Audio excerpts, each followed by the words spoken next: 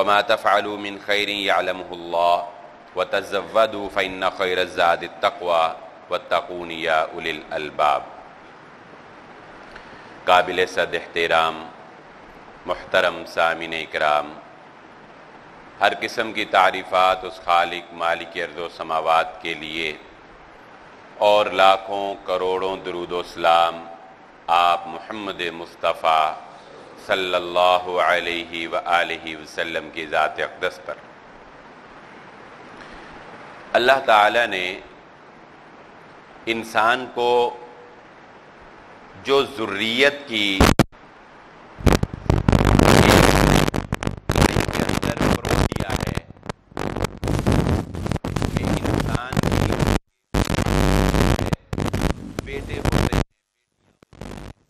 آگے ایک نسل بنتی ہے، ایک خاندان بنتا ہے۔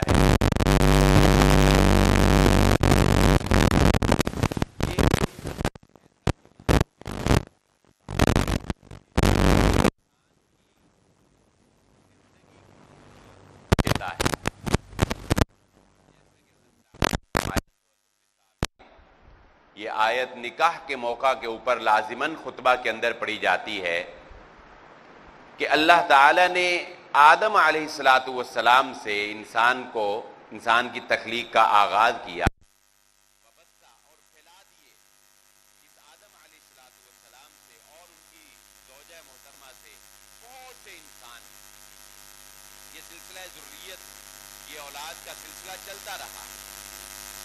یہ انسان کی زندگی کو کیسے بقا بخشتا ہے، دوام بخشتا ہے کہ انسان تو مر جاتا ہے لیکن اس کی اولاد باقی رہتی ہے، اور اس کی اولاد کے اعمال، اس کا کردار، ان کے افعال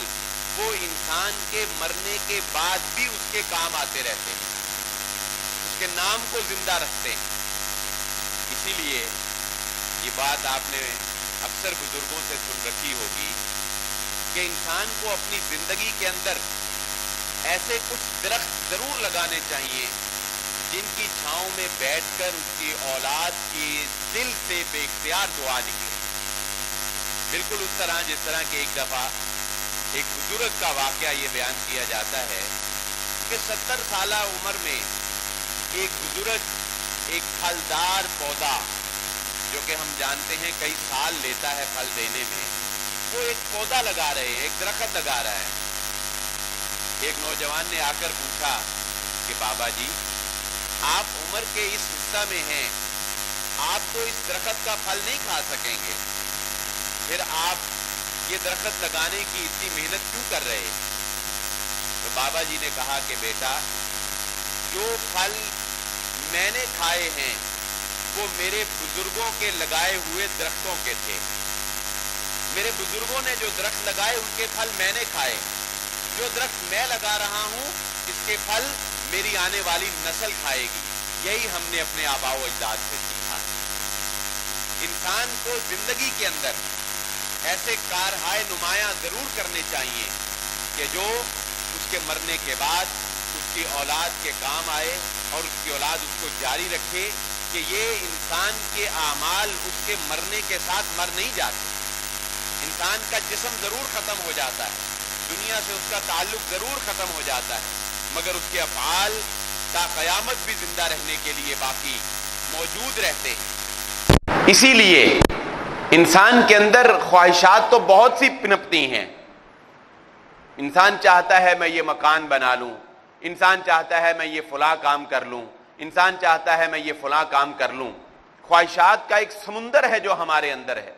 جس کی مثال محمد الرسول اللہ صلی اللہ علیہ وآلہ وسلم نے اس چورس نما ڈبے کے ساتھ بنا کر بتائی کہ آپ نے زمین پر ایک ڈبہ ایسے بنایا اور اس میں چھوٹے چھوٹے خط کھینچے، اور ایک خط، ایک لائن آپ نے ایسے لگائی جو اس ڈبے سے باہر آ گئی۔ صحابہ اکرام کو وضاحت کرتے ہوئے محمد الرسول اللہ صلی اللہ علیہ وآلہ وسلم نے پوچھا اور بتایا کہ جانتے ہو یہ جو باکس میں نے بنایا ہے یہ کیا ہے؟ تو آپ نے فرمایا کہ یہ ڈبہ یوں سمجھ لو کہ انسان کی زندگی کی باؤنڈری لائن ہے، موت کی دیوار ہے، اس کے اندر اس کی زندگی ہے، یہ چھوٹی چھوٹی لائنیں جو میں نے کھینچی ہیں، زندگی میں آنے والے اتار چڑھاؤ، غم، پریشانیاں، دکھ، تکالیف، اور یہ جو ایک لائن تم دیکھ رہے ہو جس کو میں نے کھینچتے ہوئے اس باکس سے باہر نکال دیا ہے، یہ انسان کی دل میں پیدا ہونے والی خواہشات ہیں جو اس کی موت سے بھی باہر جا رہی ہے. یعنی اتنی طویل خواہشات اپنے اندر رکھتا ہے کہ زندگی ختم ہو جاتی ہے لیکن اس کی خواہشات ختم نہیں ہوتی. تو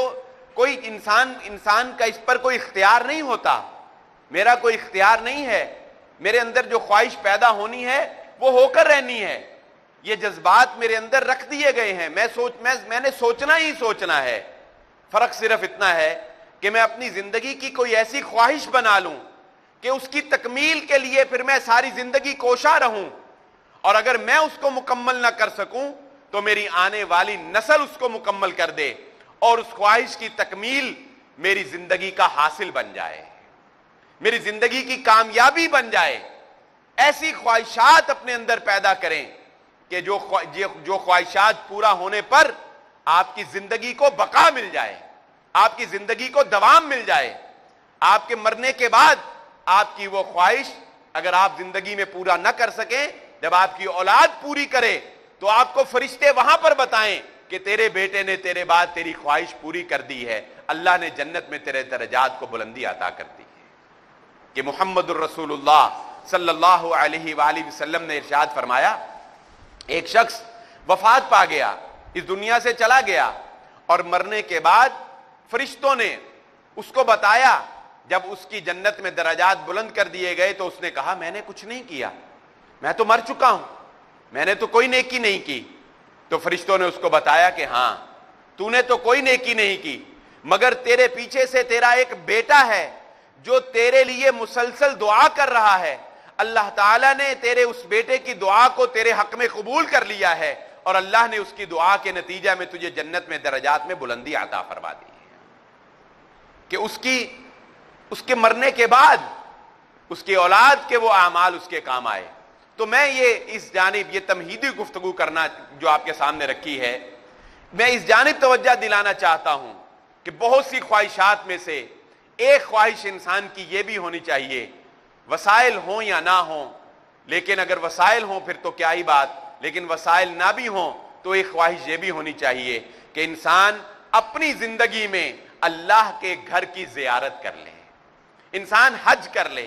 انسان عمرہ کر لے، انسان ان در و دیوار کو دیکھ لے جن کو پکڑ کر محمد الرسول اللہ صلی اللہ علیہ وآلہ وسلم نے آنسو بہائے تھے. انسان اس خاک کو دیکھ لے جس پر انبیاء نے اپنے سر جھکائے تھے. انسان اس مٹی کو دیکھ لے جس پر صحابہ اکرام کے عظیم قدم پڑا کرتے تھے. انسان ان در و دیوار کو دیکھ لے کہ جن در و دیوار سے محمد الرسول اللہ صلی اللہ علیہ وآلہ وسلم کو محبت ہوا کرتی تھی. انسان ان پہاڑوں کے درمیان دوڑنے کی، بھاگنے کی سعادت حاصل کر لے جن پہاڑوں کے درمیان کبھی حضرت ہاجرہ دوڑا کرتی تھی تو اللہ کو وہ ادا اتنی پسند آئی کہ اس کو مناسک حج کا حصہ بنا دیا. انسان اس پانی کے کنویں کو اپنی آنکھوں سے دیکھ کر اس کے پانی کو اپنے ہاتھوں سے اپنے لبوں کے ساتھ لگا کر اپنے سینے میں اتار لے کہ جو پانی حضرت اسماعیل علیہ السلام کی عظیم قربانی پر اور حضرت ابراہیم علیہ السلام کی عظیم قربانی پر اللہ تعالیٰ نے زمین سے جاری کر دیا، جو زائرین کے لیے بہترین تحفہ ہے جسے ہم آب زمزم کے نام سے موسوم کرتے ہیں. یہ وہ علامات ہیں، یہ وہ شعائر اللہ ہیں کہ جن کی تعظیم ہر مسلمان کے دل کے اندر پائی جاتی ہے. ان کی تعظیم کے ساتھ ساتھ ان کے اس حج کی ادائیگی کی تمنا اور خواہش جو ہے وہ آپ کے دل میں ضرور ہونی چاہیے کہ اگر آپ اپنی زندگی میں یہ سعادت نہ بھی حاصل کر سکے تو آپ کی خواہش جب آپ کی اولاد کو تڑپائے گی تو انشاءاللہ وہ آپ کی اس خواہش کو ضرور پورا کریں گے. اور ہم یہ جانتے ہیں کہ حج یہ ایک ایسی عبادت ہے کہ اگر انسان اپنی زندگی میں نہیں کر سکا تو اس کی اولاد اس کے بعد اس کی طرف سے حج کر سکتی ہے. کہ جس کے بارے میں محمد الرسول اللہ صلی اللہ علیہ وآلہ وسلم نے ایک پوچھنے والے سائل کو، سوال کرنے والے کو یہ مثال دے کر سمجھا دیا کہ اگر تیرے ماں باپ پر قرض ہوتا تو تو اس کو ادا کرتا تو وہ ادا ہو جاتا کہ نہ ہو جاتا. اس نے کہا جی بالکل ادا ہو جاتا، تو فرمایا کہ پھر ان کی طرف سے اگر حج کرے گا تو وہ بھی ادا ہو جائے گا۔ یعنی یہ ایسی خواہش ہے کہ جو زندگی میں نہ بھی پوری ہو سکے، اگر اولاد کو یہ سپرد کر جاؤ گے تو اولاد اس خواہش کو پورا کر دے گی، اور آپ کی خواہش پورے ہوتے ہی آپ کو مرنے کے بعد بھی پتہ لگ جائے گا کہ میری یہ خواہش جو ہے یہ پوری کر دی گئی ہے۔ اور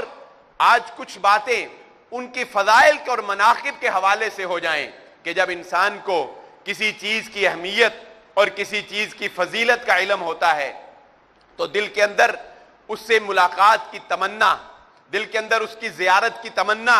اور زیادہ بڑھ جاتی ہے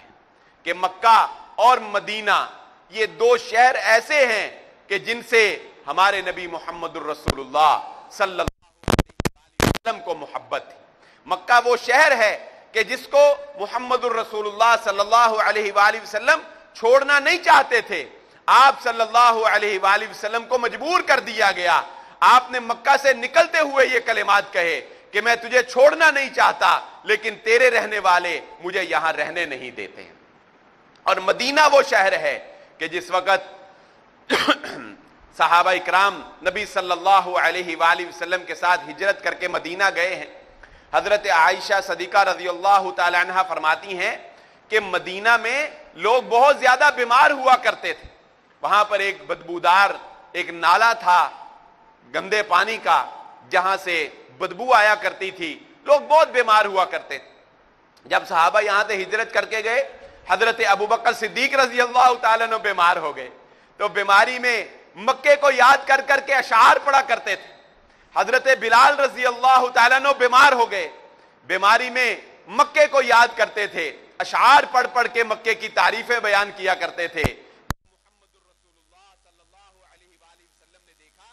کہ میرے جانثار مدینہ آ کر بیمار ہو رہے ہیں، اللہ کے نبی صلی اللہ علیہ وآلہ وسلم نے مدینہ کے لیے دعا کی، اے اللہ مدینہ کے اندر سے بیماریوں کو ختم کر دے، مدینہ کے سا میں مد میں برکت پیدا فرما دے، اے اللہ مدینہ کے اندر برکت پیدا فرما دے اور اس کی بیماری کو ایک دوسرے مقام کے اندر منتقل کر دے۔ تو حضرت عائشہ جو اس حدیث کو بیان کرنے والی ہیں وہ بیان کرتی ہیں کہ پھر مدینہ کے اندر برکتیں ہی برکتیں پیدا ہو گئی، مدینہ سے بیماری ختم ہو گئی۔ مد اور سا کا معنی یہ ایک پیمانہ ہے، جس طرح ہمارے ہاں درجن ہوتے ہیں اور کلو ہوتے ہیں نا، اس طرح یعنی اللہ کے نبی صلی اللہ علیہ وآلہ وسلم نے مدینہ کے لیے دعا کی کہ مدینہ کے پیمانوں میں برکت پیدا کر دے۔ مد اور سا میں برکت کیا مانا؟ مدینہ کے رزق میں برکت پیدا فرما، مدینہ کے لوگ تھوڑا کھائیں جلدی سیر ہو جائیں، تھوڑا سا رزق پوری دنیا میں پھیل جائے۔ اور آج کون نہیں جانتا کہ مدینہ کی کھجوریں، مدینہ کے اندر پیدا ہونے والا یہ پھل ساری دنیا کے اندر تقسیم ہو رہا ہے۔ یہ وہ دعا کا نتیجہ ہے جو محمد الرسول اللہ صلی اللہ علیہ وآلہ وسلم نے شہر مدینہ کے لیے کی۔ یہی کافی نہیں، اللہ کے نبی صلی اللہ علیہ وآلہ وسلم نے فرمایا مدینہ کے لیے دعا کرتے ہوئے، اے اللہ اس شہر مدینہ کے اندر مکہ کی نسبت دگنی برکت عطا فرما دے، جتنی تو نے مکہ کو برکت عطا کی ہے اس سے 2 گنا زیادہ اے اللہ مدینہ میں برکت عطا فرما دے۔ اور یہی کافی نہیں، محمد الرسول اللہ صلی اللہ علیہ وآلہ وسلم نے دعا کی، اے اللہ مکہ کو تو حضرت ابراہیم علیہ السلام کی سعادت سے، حضرت ابراہیم علیہ السلام نے بیت اللہ کی تعمیر کی، یہاں پر اپنی اولاد حضرت اسماعیل کو چھوڑا، ان کو تو مکہ کو تو اس برکت سے حرمت والا قرار دے دیا گیا، اس کو حرم قرار دے دیا گیا، یہاں پر شکار نہیں کیا جا سکتا، یہاں کے درخت نہیں اکھاڑے جا سکتے، یہاں پر قتل و غارت نہیں کی جا سکتی، یہ امن و امان کا شہر ہے۔ اے اللہ مکہ کو تو نے اس لیے حرمت والا قرار دیا، مدینہ کو اپنے آخری نبی محمد الرسول اللہ صلی اللہ علیہ وآلہ وسلم کی دعا سے حرمت والا قرار دے دے، مدینہ کو حرم قرار دے دے، مدینہ کو حرم قرار دے دیا گیا، کس کے کہنے پر، کس کی دعا پر؟ محمد الرسول اللہ صلی اللہ علیہ وآلہ وسلم کی دعا پر مدینہ کو بھی حرم قرار دے دیا گیا۔ یہ حرمین شریفین کا لفظ جو آپ سنتے ہیں، جو بادشاہ وقت خادمین اپنے نام کے ساتھ لگاتے ہیں، خادم حرمین شریفین، تو حرمین سے مراد ایک مکہ کا شہر اور دوسرا مدینہ کا شہر ہے. یہ مدینہ کے اندر محمد الرسول اللہ صلی اللہ علیہ وآلہ وسلم نے جب اسلامی ریاست کا قیام کیا، جب وہاں پر اسلامی ریاست قائم کی، محمد الرسول اللہ صلی اللہ علیہ وآلہ وسلم نے فرمایا مدینہ کو اللہ تعالیٰ نے یہ سعادت بخشی ہے اور مکہ کو یہ سعادت بخشی ہے، ان دونوں شہروں میں وہ دجال کا فتنہ جو دنیا کے ہر شہر میں جائے گا اور ہر شہر کو برباد کرے گا، ہر شہر کو خراب کرے گا، لیکن اللہ تعالیٰ مکہ اور مدینہ کے باہر فرشتوں کے پہرے لگا دیں گے. دجال نہ مکہ میں داخل ہو سکے گا نہ مدینہ میں داخل ہو سکے گا. طاعون کی بیماری بہت سخت ترین اور ایک دوسرے سے بہت جلدی لگ جانے والی بیماری، اللہ تعالیٰ نے ان دونوں شہروں کو یہ اعزاز بخشا ہے کہ مکہ کے اندر اور مدینہ کے اندر طاعون کی بیماری کبھی داخل نہیں ہو سکتی ہے. جو مدینہ میں رہتا ہے، جو مکہ میں رہتا ہے، وہ طاعون کا شکار نہیں ہو سکتا. مدینہ کے اندر رہنا ایک بہت بڑی سعادت ہے کہ محمد الرسول اللہ صلی اللہ علیہ وآلہ وسلم نے ارشاد فرمایا مدینہ وہ شہر ہے کہ خواہش کرو کہ یہاں پر موت آئے، خواہش کرو کہ مدینے میں زندگی گزرے، کیونکہ نبی صلی اللہ علیہ وآلہ وسلم نے فرمایا جو مدینے میں مرا، ایمان کی حالت میں جس کی مدینہ میں موت آئی، قیامت والے دن میں اس کی سفارش کروں گا. چھوٹی سی بات نہیں مدینہ کے اندر رہنا. نبی صلی اللہ علیہ وسلم نے فرمایا یمن فتح ہو جائے گا، لوگ دوڑے ہوئے آئیں گے اور اپنے عزیز و اقارب کو یمن لے جائیں گے. عراق فتح ہو جائے گا، لوگ سواریوں پر سوار ہو کے آئیں گے اور اپنے عزیز و اقارب کو عراق لے جائیں گے. کاش کہ وہ جان سکتے ان کے لیے مدینہ میں رہنا بہت بہتر تھا. کاش کہ وہ جان سکتے کہ ان کے لیے مدینہ میں رہنا بہت بہتر تھا. ایک بدو رسول اللہ صلی اللہ علیہ وآلہ وسلم کی خدمت میں حاضر ہوا، آپ کے ہاتھ پر اس نے بیعت کی، نبی صلی اللہ علیہ وآلہ وسلم کے ہاتھ پر بیعت کی، اسلام قبول کیا. بیمار ہو گیا، 3 دن بیمار رہنے کے بعد اللہ کے نبی صلی اللہ علیہ وسلم کی خدمت میں حاضر ہو کر کہنے لگا میری بیعت واپس کر دی، میں تو مسلمان ہوا ہوں، بیمار ہی ہو گیا ہوں، 3 دن ہو گئے مجھے بیمار، میں آپ کی بیعت توڑتا ہوں، مجھے بیعت واپس کر دیجیے. نبی صلی اللہ علیہ وآلہ وسلم نے اس کو روکا، اس کو سمجھایا، اس کو ٹوکا، لیکن آخرکار نبی صلی اللہ علیہ وآلہ وسلم نے فرمایا کہ مدینہ کی مثال جو ہے وہ بھٹی کی مثال ہے کہ جس طرح لوہے کو بھٹی کے اندر ڈال دو، آگ میں ڈال دو تو اس کے اوپر سے زنگ اتر جاتا ہے، اسی طرح مدینہ اپنے اندر کسی منافق کو باقی نہیں رہنے دیتا. مدینہ کے اندر کوئی منافق باقی نہیں رہے گا، اور ایک وقت آئے گا اللہ کے نبی صلی اللہ علیہ وآلہ وسلم نے فرمایا قرب قیامت مدینہ کے اندر صرف ایمان والے رہ جائیں گے. کیسے کہ نبی صلی اللہ علیہ وسلم نے فرمایا قرب قیامت مدینہ میں 3 دفعہ زمین ہلے گی، 3 دفعہ مدینہ میں زلزلہ آئے گا، یہ علامات قیامت میں سے ہے. اور جس کے دل کے اندر کمزوری ہوگی، جس کا ایمان کمزور ہوگا، وہ مدینہ چھوڑ کر چلا جائے گا، وہ مدینہ چھوڑ کر چلا جائے گا. حتیٰ کہ اللہ کے نبی صلی اللہ علیہ وآلہ وسلم نے ارشاد فرمایا مدینہ میں صرف وہی باقی رہ جائیں گے جن کا ایمان مکمل ہوگا، جن کا ایمان مضبوط ہوگا. مدینہ کی یہ فضیلت ہے کہ محمد الرسول اللہ صلی اللہ علیہ وآلہ وسلم نے فرمایا اس شہر مدینہ کے بارے میں کہ جو مدینہ کے بارے میں برا سوچتا ہے، جو مدینہ سے نفرت رکھتا ہے، جو مدینے کے بارے میں اپنے دل میں کوئی بغض رکھتا ہے، اللہ کے نبی صلی اللہ علیہ وآلہ وسلم نے فرمایا جو مدینے کی خرابی سوچتا ہے اللہ تعالیٰ اس کو اس طرح برباد کر دے گا جس طرح پانی کے اندر اگر نمک ڈال دیا جائے تو نمک ختم ہو جاتا ہے، اس طرح اللہ اس شخص کو تباہ و برباد کر دے گا جو مدینہ کے بارے میں اپنے دل کے اندر کوئی بغض رکھتا ہے. احد پہاڑ، نبی صلی اللہ علیہ وآلہ وسلم نے فرمایا احد پہاڑ ہم سے محبت کرتا ہے، ہم احد پہاڑ سے محبت کرتے ہیں. نبی صلی اللہ علیہ وآلہ وسلم نے فرمایا میرے روزہ جو نبی صلی اللہ علیہ وآلہ وسلم کا حجرہ تھا اور جہاں آپ کا منبر تھا، یہ آپ جانتے ہیں مسجد النبوی، نبی صلی اللہ علیہ وآلہ وسلم کی مسجد، آپ کا حجرہ اور صحابہ اکرام کے جو گھر تھے، حجرے تھے، وہ مسجد کے باہر تھے، اس طرح کہ ان کے دروازے مسجد میں ہی کھلا کرتے تھے، اور ادھر سے ہی نبی صلی اللہ علیہ وآلہ وسلم حضرت عائشہ صدیقہ رضی اللہ تعالیٰ عنہ کے حجرہ سے تشریف لاتے، اور آپ کا منبر جو ہے وہ پڑا تھا، اور وہاں پر آپ جو ہے وہ خطبہ ارشاد فرمایا کرتے تھے۔ یہ سعادت مدینہ کی اس سرزمین کو حاصل ہے کہ اللہ کے نبی صلی اللہ علیہ وسلم نے فرمایا، میرے حجرہ اور میرے منبر کے درمیان جو جگہ ہے روضۃ من ریاض الجنہ، یہ جنت کے ٹکڑوں میں سے ایک ٹکڑا ہے، جسے ہم ریاض الجنہ کے نام سے آج جانتے ہیں، جہاں پر مسلمان بڑی کاوشوں کے ساتھ، بڑی کوششوں کے ساتھ، بڑی محنت کے ساتھ نفل ادا کرتے ہیں۔ وہ کیا ہے؟ وہ اس لیے ہے کہ وہ ٹکڑا اللہ تعالی نے جنت سے بھیجا ہوا زمین کے اوپر ایک ٹکڑا ہے۔ یہ سعادت مدینہ کو حاصل ہے۔ حضرت عمر ابن خطاب رضی اللہ تعالیٰ عنہ کی وہ دعا ہر مسلمان کو یاد ہونی چاہیے، دل کے اندر تمنا ہونی چاہیے، دل کے اندر خواہش ضرور ہونی چاہیے کہ حضرت عمر ابن خطاب رضی اللہ تعالیٰ عنہ نے کہا تھا، یا اللہ مجھے موت چاہیے تو شہادت کی موت چاہیے۔ شہادت کی موت تو میدانوں میں ملا کرتی ہے، شہادت کی موت تو سرحدوں پر ملا کرتی ہے، مگر حضرت عمر ابن خطاب رضی اللہ تعالیٰ عنہ نے کہا، اللہ موت چاہیے، شہادت کی چاہیے، اور تیرے نبی کے شہر مدینہ کے اندر چاہیے۔ صحابہ کہتے ہیں ہم حیران ہوتے تھے، عمر ابن خطاب رضی اللہ تعالیٰ عنہ کی دعا کیسی ہے، موت بھی شہادت کی مانگتے ہیں، مانگتے بھی مدینہ کے اندر ہیں۔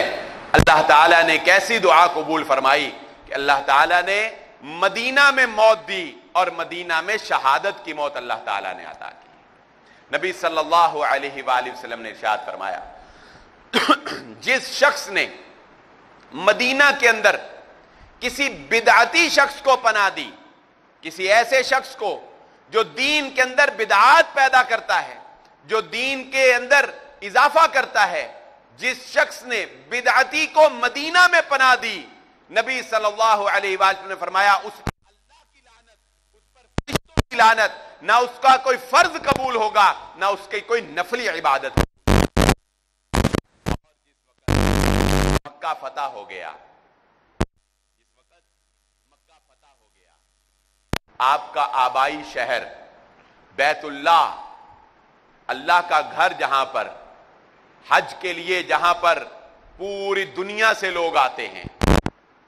حج کے لیے پوری دنیا سے لوگ آتے ہیں، عمرہ کرنے کے لیے پوری دنیا سے لوگ آتے ہیں۔ اب انصار صحابہ اکرام، دل میں خیال تو آتا ہوگا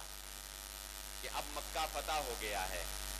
اور محمد الرسول اللہ صلی اللہ علیہ وآلہ وسلم کا یہ آبائی شہر ہے، آپ یہاں سے ایک دفعہ نکالے گئے تھے، اب آپ فاتحانہ یہاں پر داخل ہو گئے ہیں۔ کیا ہوا؟ کسی کی زبان سے کوئی کلمہ نکل گیا کہ اسلام کے لیے ہماری تلواریں بے نیام ہوئیں، ہمارے خون بہے، ہمارے سر کٹے، مال غنیمت کی تقسیم کی باری آئی ہے تو ادھر ادھر نوازا جا رہا ہے۔ نبی صلی اللہ علیہ وآلہ وسلم نے بات کو سنا، انصار صحابہ اکرام کو بلایا۔ انصاری کون؟ جنہوں نے مکہ سے آنے والے مہاجرین کا ساتھ دیا، اتنا ساتھ دیا کہ یہاں تک کہہ دیا کہ میری 2 بیویاں ہیں، اگر تم کہو، میرا بھائی کہے، میں ایک بیوی کو طلاق دے دیتا ہوں، میرا بھائی اس سے شادی کر لے۔ نبی صلی اللہ علیہ وآلہ وسلم نے انصار صحابہ کو بلایا، بزرگوں کو بلایا، کہا تم کہہ سکتے ہو جب آپ پر کوئی ایمان نہیں لاتا تھا اس وقت ہم آپ پر ایمان لائے، تم کہہ سکتے ہو تم نے میری خاطر جانوں کو قربان کیا، تم کہہ سکتے ہو تم میرے ساتھ جہاد کیا، تم نے میرے ساتھ جنگوں میں لڑے تم، لیکن کیا تم اس بات پر خوش نہیں ہو کہ آج جب مکہ سے لوگ جائیں گے تو اپنے ساتھ دنیا کا مال و متاع لے کر جائیں گے، اور تم جب اپنے ساتھ مدینہ جاؤ گے تو اللہ کے رسول کو اپنے ساتھ لے کر جاؤ، کیا تم اس بات پر خوش نہیں؟ انہوں نے آنکھوں سے آنسو جاری ہیں، اللہ کے نبی صلی اللہ علیہ وآلہ وسلم کے اس خطاب پر انصار کی آنکھوں سے آنسو جاری. اور کیا چاہیے کہ نبی صلی اللہ علیہ وآلہ وسلم نے یہ قانون نافذ کر دیا. جس نے مکہ کو ہجرت کر کے ایک دفعہ چھوڑ دیا اب وہ دوبارہ مکہ میں آ کر رہائش اختیار نہیں کر سکتا. وہ مدینہ میں ہی رہے گا. نبی صلی اللہ علیہ وآلہ وسلم بھی مدینہ چلے گئے. نبی صلی اللہ علیہ وآلہ وسلم نے بھی اپنی باقی ماندہ زندگی مدینہ کے اندر گزاری. یہ ایسا شہر ہے، یہ ایسا شہر ہے جس سے ہمیں محبت ہونی چاہیے، جہاں جانے کی ہمیں خواہش ہونی چاہیے، جہاں کی مسجد کی زیارت کی ہمیں خواہش ہونی چاہیے. کیونکہ محمد الرسول اللہ صلی اللہ علیہ وآلہ وسلم نے فرمایا 3 مسجدیں ایسی ہیں کہ ان کے علاوہ پوری دنیا میں آپ کو یہ اجازت نہیں ہے کہ آپ ثواب کی نیت سے سفر کر کے وہاں جائیں سوائے 3 مسجدوں کے. ایک بیت اللہ، ایک بیت المقدس اور تیسری مسجد النبوی. کیا معنی یہ ہے کہ آپ کو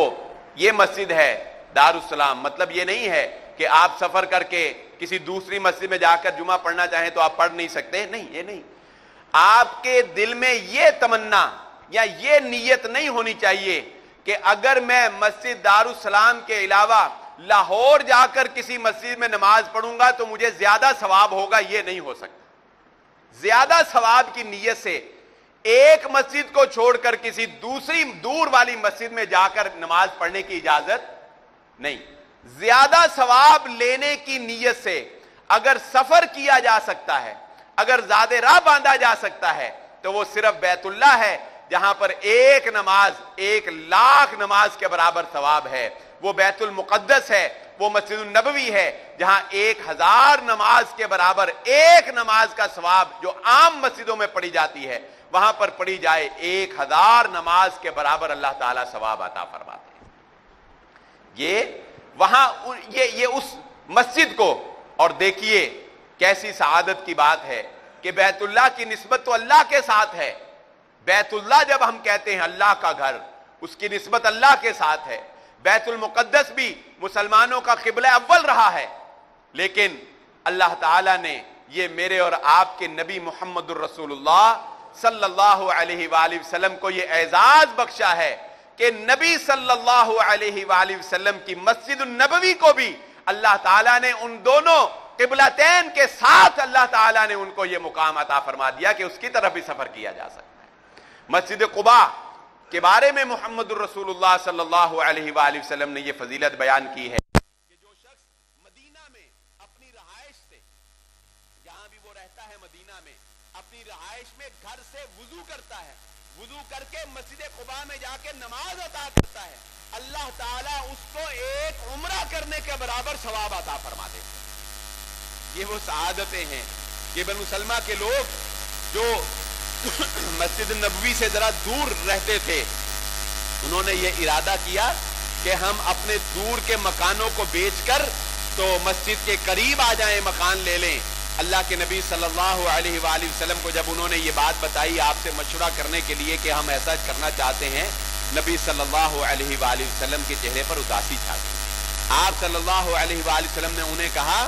کیا تم اپنے قدموں کا وہ ثواب نہیں لینا چاہتے جو تمہیں گھر سے مسجد نبوی تک آتے ہوئے ایک ایک قدم کے بدلے جو تمہیں ثواب ملتا ہے، کیا تم اس سے محروم ہونا چاہتے؟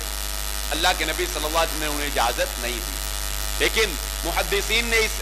اجازت نہ دینے کی جو حکمت بیان کی وہ کیا؟ وہ یہ کہ اللہ کے نبی صلی اللہ علیہ وآلہ وسلم یہ نہیں چاہتے تھے کہ مدینہ کی کسی جگہ پر آبادی نہ رہے. اللہ کے نبی صلی اللہ علیہ وسلم چاہتے تھے مدینہ کی ہر جگہ پر لوگ آباد، مدینہ میں مکمل آبادی رہے. اس لیے اللہ کے نبی صلی اللہ علیہ وآلہ وسلم نے بنو سلمہ کے ان لوگوں کو مسجد النبوی کے قریب آنے کی اجازت اللہ کے نبی صلی اللہ علیہ وآلہ وسلم نے نہیں دی. تو اس بات میں کوئی شک نہیں ہے کہ جو حج کرنے جاتا ہے یا عمرہ کرنے جاتا ہے، اس کے حج کرنے کے لیے یا عمرہ کرنے کے لیے مدینہ جانا یہ ضروری نہیں ہے، فرض نہیں ہے. یعنی اس کے حج کی تکمیل کے لیے یہ کوئی ضروری نہیں ہے. لیکن مدینہ سے جو نسبت ہمارے نبی محمد الرسول اللہ صلی اللہ علیہ وآلہ وسلم کو تھی، جو نسبت اللہ کے نبی صلی اللہ علیہ وآلہ وسلم نے بیان کر دی ہے، یہ ممکن نہیں ہے کہ کوئی حاجی حج کرنے کے لیے مکہ جائے، وہ بیت اللہ کی زیارت کرے اور وہ روضہ رسول صلی اللہ علیہ وآلہ وسلم پر حاضری نہ دے، وہ مسجد النبوی کی زیارت نہ کرے، وہ مدینہ کی زیارت نہ کرے۔ کوئی عمرہ کرنے والا جائے اور وہ مکہ جائے اور وہ مدینہ نہ جائے تو مقابلہ کوئی نہیں ہے۔ مکے کا مقام و مرتبہ اپنی جگہ ہے، مدینہ کا مقام و مرتبہ اپنی جگہ ہے، لیکن یہ دونوں شہر ہمارے لیے بہت ادب اور احترام کا مقام رکھتے ہیں۔ اسی لیے آپ یہ بات بھی جانتے ہیں کہ مسلمان جس طرح محمد الرسول اللہ صلی اللہ علیہ وآلہ وسلم کی ناموس کی خاطر، نبی صلی اللہ علیہ وآلہ وسلم کی شان کی خاطر اپنی جان تک قربان کر دینے سے دریغ نہیں کرتے، اسی طرح ہم ہر اس چیز کے لیے قربانی دے سکتے ہیں اور ہم ہر اس چیز سے محبت کرتے ہیں جس سے محمد الرسول اللہ صلی اللہ علیہ وآلہ وسلم نے محبت کی۔ میری گفتگو کا لب لباب اور خلاصہ میں آپ کے سامنے بیان کر دوں۔ آج کی گفتگو میں جو بات میں یہ کہنا چاہتا تھا وہ یہی ہے، کیونکہ یہ مہینہ بھی ایسا جا رہا ہے، لوگ حج کرنے کے لیے کچھ جا رہے ہیں، کچھ خواہشات کر رہے ہیں، کچھ تمنائیں دل میں بٹھائے ہوئے ہیں، کچھ کی درخواستیں نہیں نکلی ہیں، کچھ کے پیسے پورے نہیں ہوئے ہیں، کچھ کر سکے، کچھ کر سکے۔ تو اپنے اندر جو بات کہنے کا مقصد ہے وہ کیا کہ اپنے اندر ایک ایسی خواہش ضرور پیدا کریں کہ جس خواہش کی تکمیل کے لیے زندگی کھپائیں، محنت کریں، تگ و دو کریں، ایک منزل ہو آپ کی کہ آپ نے اس کو حاصل کرنا ہے۔ اس میں زندگی میں ایک لطف بھی آ جاتا ہے۔ زندگی میں اللہ کے نبی صلی اللہ علیہ وآلہ وسلم نے تو ارشاد فرمایا تابعوا بین الحج والعمرہ۔ بعض لوگ یہ مسئلہ بھی بیان کر دوں، اللہ کے حالات کے پیش نظر اگر حاکم وقت یا مفتیان اکرام کوئی ایسا قانون نافذ کر دیں، فتویٰ لگا دیں کہ ایک حاجی جو ہے وہ 5 سال سے پہلے حج نہیں کر سکتا تو ٹھیک ہے۔ حالات کے پیش نظر حاکم وقت بھی یہ اختیار رکھتے ہیں۔ مفتیان اگر کوئی ایسا فتویٰ دے دیں، مثال کے طور پہ کسی علاقے میں قحط آیا یا سیلاب آ گیا ہے، مفتیان یہ فتویٰ دے دیتے ہیں یا حاکم وقت کہہ دیتا ہے کہ بھائی جو پیسے حج اور عمرہ پر لگانے وہاں نہ لگائے جائیں، جس نے پہلے کیا ہے وہ اپنے پیسے ان کاموں پر لگائے تو ٹھیک ہے۔ لیکن اگر حکومت کی جانب سے ایسی کوئی پابندی نہیں ہے